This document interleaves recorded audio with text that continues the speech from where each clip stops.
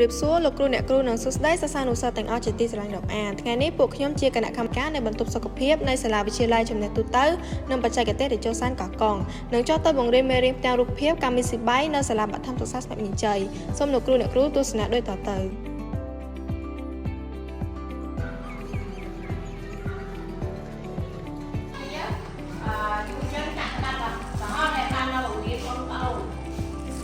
cô nên ban được tua và sao mấy vui tiền vì cam bị khí cá khai tôn sóc xong một hiệp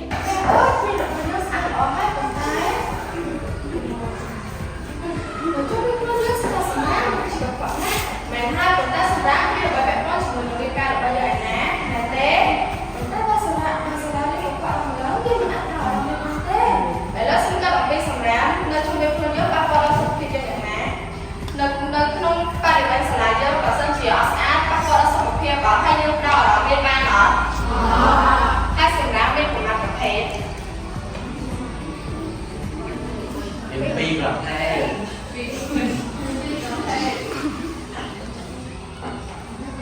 nhưng mà biết sao các bạn biết là thì cô là có sòng ráng để cho mình không cho được bớ là bó luôn liền sòng ráng sẽ đã biết sòng ráng cài sai để triển khai tất cả này trong sòng ráng mình rồi thế đó sòng ráng sẽ để biết sòng ráng cài sai យើងមានអារម្មណ៍មិនដែរតកតនឹងការដែលបងចុះមកបរៀនទាំងរូបភាពមានអារម្មណ៍រីករាយហើយមិនទៀត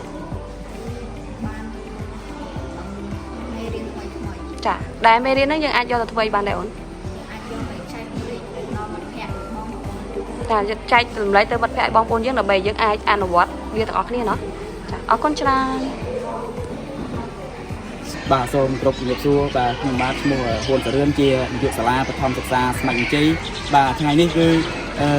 ខ្ញុំពិតជាសប្បាយរីករាយណាស់ដែលបានគណៈកម្មការសុខភាពចុះមកសាលារបស់ខ្ញុំបាទគឺដោយបានចែករំលែកនៅតាក់ទងជាមួយនឹងការអប់រំសុខភាពបាទតាក់ទងជាមួយនឹងការអនាម័យខ្លួនប្រាណការអនាម័យបរិស្ថានក៏ដូចជា